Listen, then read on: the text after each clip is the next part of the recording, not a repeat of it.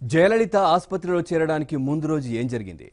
Hospital వెళ్లేందుకు జయ ఎందుకు నిరాకరించారు? ఆసుపత్రిలో ఆమెను ఎవరెవరు కలిశారు? విచారణ కమిటీ ముందు శశికళ ఏం చెప్పారు? శశికళ చెబుతున్న మాటలపై అనుమానాలు ఎందుకు వ్యక్తమవుతున్నాయి?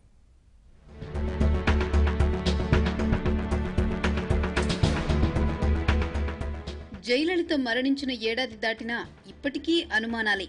70 రోజుల పాటు జయలలిత ఆసుపత్రిలో ఉండి చికిత్స పొందుతూ మరణించారు. అటు డాక్టర్లు, ఇటు రాజకీయ ప్రముఖులు ఎవరు ఎన్ని రకాలుగా క్లారిటీ ఇచ్చే ప్రయత్నం చేసినా ఎప్పుడూ ఒక అనుమానం మాత్రం వినిపిస్తూనే ఉంటుంది. దీంతో జయ మృతిపై కమిషన్ను విచారణకు నియమించింది.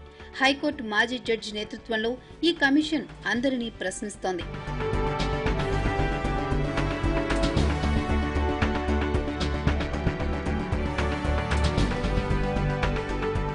విచారణ కమిషన్ ముందు హాజరైన శశికళ జయలలిత ఆసుపత్రిలో చేరడానికి కారణాలను వివరించారు.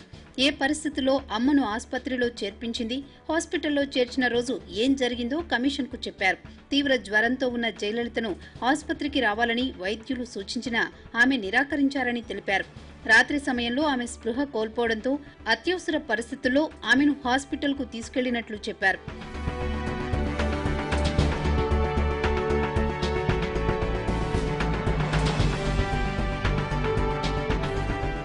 2016 సెప్టెంబర్ 22న రాత్రి 9:30 గంటల సమయంలో బ్రష్ చేసుకునేందుకు వాష్రూంకు వెళ్లిన జయలలిత బాత్రూంలోనే కింద పడిపోయారని శశికళ చెప్పారు.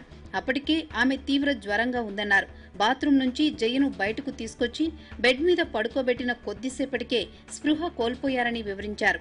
ఆ తర్వాత ఆసుపత్రికి తరలిస్తుండగా జయలలిత స్పృహలోకి వచ్చిందని శశికళ గుర్తు చేసుకున్నారు. ఎక్కడికి వెళ్తున్నామని జయ ప్రశ్నించగా ఆసుపత్రికి వెళ్తున్నట్లు శశికళ చెప్పారు.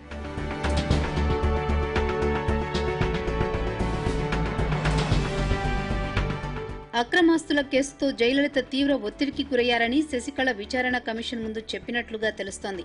ఆ ఒత్తిడి కారణంగానే ఆమె ఆరోగ్యం క్షీణించిందన్నారు.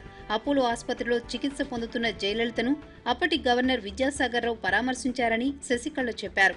2016 సెప్టెంబర్ 22 నుంచి 27 మధ్య పన్నీర్ సెల్వం, తంబిదురై, విజయభాస్కర్లు జయలలితను చూశారని శశికళ విచారణ కమిషన్ ముందు చెప్పారు.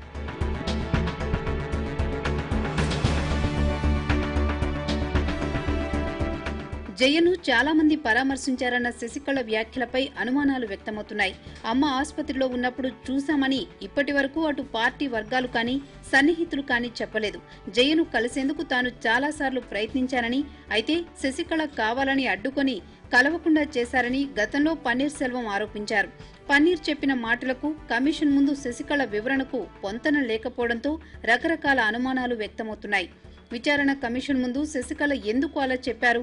అబద్ధం చెప్పింది ఎవరు? ఆసుపత్రిలో నిజంగా అంతమంది కలిస్తే ఇప్పటి వరకు ఆ విషయాలు ఎందుకు బయట చెప్పలేదు అన్న అనుమానాలు వినిపిస్తున్నాయి. జయలలిత మృతిపై విచారణ కమిషన్ ముందు శశికళ అబద్ధం చెప్పారా? చిన్నమ్మ దాచిపెట్టిన విషయాలేంటి? అపోలో చైర్మన్ ప్రతాప్ రెడ్డి ఏం చెబుతున్నారు? ఆ 75 రోజులు అసలేం జరిగింది?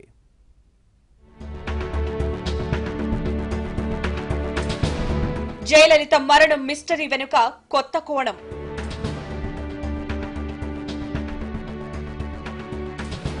వెలుగులోకి మరో సంచలన విషయం.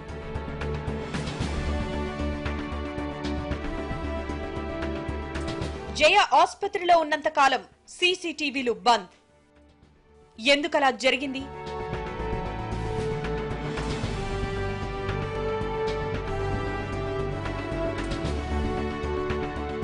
తమిళనాడు దివంగత ముఖ్యమంత్రి జయలలిత మరణం మిస్టరీకి సంబంధించి రోజుకో నిజం వెలుగు చూస్తోంది.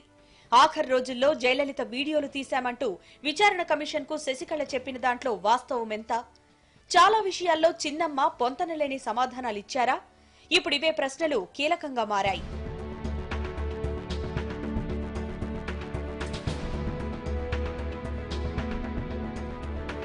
జయలలిత మరణించి ఏడాది దాటింది. ఇంకా సమాధానాల్లేని ప్రశ్నలు అనేకం మిగిలి ఉన్నాయి. దీనిపై నిజానిజాలు రాబట్టేందుకు అన్నాడీఎంకే ప్రభుత్వం జస్టిస్ ఆరుముగస్వామి కమిషన్ను నియమించింది. ఇప్పటికే శశికళ వాంగ్మూలం నమోదు చేసిన కమిషన్ తాజాగా అపోలో చైర్మన్ ప్రతాప్ రెడ్డి వివరణ కోరింది. అయితే ప్రతాప్ రెడ్డి చెప్పిన విషయాలకు శశికళ చెప్పిన వాటికి పొంతన లేదని తేలిపోయింది.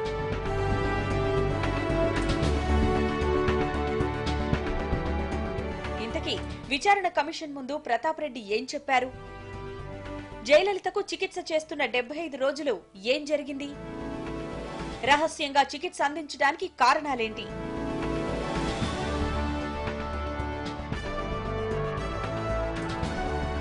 అది 2016 సెప్టెంబర్ 22. తీవ్ర జ్వరంతో బాధపడుతున్న జయలలితను హుటాహుటిన చెన్నైలోని అపోలో ఆసుపత్రికి తరలించారు. ఆ రోజు రాత్రి 9:30 గంటల సమయంలో బ్రష్ చేసుకునేందుకు వాష్రూమ్ కు వెళ్లిన జయలలిత అక్కడ కింద పడిపోయారని శశికళ చెప్పారు. అప్పటికే ఆమెకు తీవ్ర జ్వరంగా ఉందన్నారు. బాత్రూమ్ నుంచి జయను బయటకు తీసుకొచ్చి బెడ్ మీద పడుకోబెట్టిన కొద్దిసేపటికే స్పృహ కోల్పోయారని వివరించారు. ఆ తర్వాత ఆసుపత్రికి తరలిస్తుండగా జయలలిత స్పృహలోకి వచ్చారని శశికళ గుర్తు చేసుకున్నారు.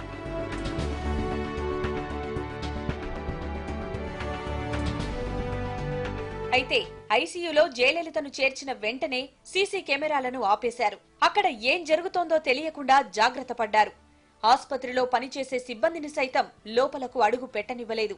అయితే సీసీ కెమెరాలను ఎందుకు ఆపేశారు? అలా చేయాల్సిందిగా ఆదేశించింది ఎవరు? దురదృష్టవశాత్తు మొత్తం సీసీ కెమెరాలను ఆపేశామని ప్రతాప్ రెడ్డి విచారణ కమిషన్ ముందు వాంగ్మూలమిచ్చారు. ఎవరు జయలలితను చూడడం ఇష్టం లేకనే శశికళ ఆ పని చేయించారని స్పష్టం చేశారు.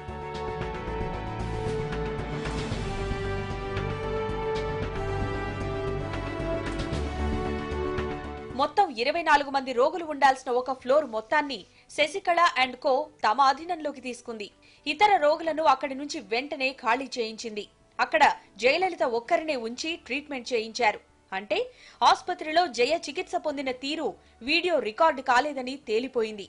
దీంతో ఆసుపత్రిలో నిజానికి ఏం జరిగిందనే దానిపై మరిన్ని అనుమానాలు వ్యక్తమవుతున్నాయి.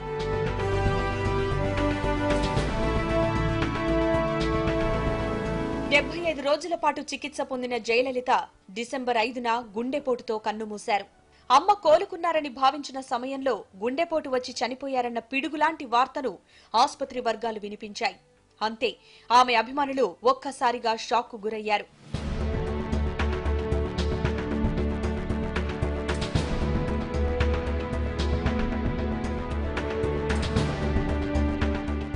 అయితే చికిత్స జరుగుతున్నంత కాలం ఒక్కరిని కూడా జయను చూసేందుకు అనుమతించకపోవడం పెను అనుమానాలకు దారితీసింది. ఈ సమయంలో చిన్నమ్మ కనుసన్నల్లోనే అంతా జరిగింది. అయితే జయలలిత ఆఖరి క్షణాల్లో తీశామంటూ 4 వీడియోలను శశికళ విచారణ కమిషన్ కు సమర్పించింది.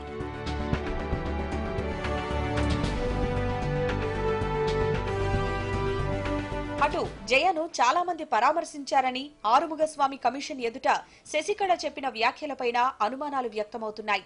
అమ్మను అప్పటి గవర్నర్ విద్యాసాగర్ రావు పరామర్శించారని శశికళ చెప్పారు.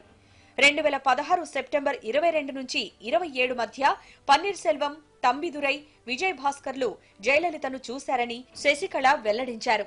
అయితే జయను కలిసేందుకు తాను చాలాసార్లు ప్రయత్నించానని, అయితే శశికళ కావాలని అడ్డుకొని కలవకుండా చేశారని గతంలో పన్నీర్ సెల్వం ఆరోపించారు. తంబిదురై సైతం తాను అమ్మను చూడలేదని స్పష్టం చేశారు. వీరి మాటలకు కమిషన్ ముందు శశికళ వివరణకు పొంతన లేకపోవడంతో రకరకాల అనుమానాలు వ్యక్తమవుతున్నాయి.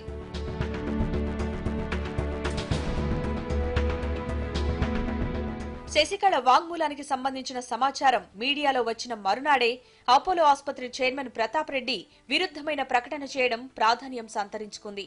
సీసీ కెమెరాలను ఆఫ్ చేసిన విషయాన్ని విచారణ కమిషన్ ముందు చిన్నమ్మ ఎందుకు దాచిపెట్టారన్న సందేహాలు వ్యక్తమవుతున్నాయి.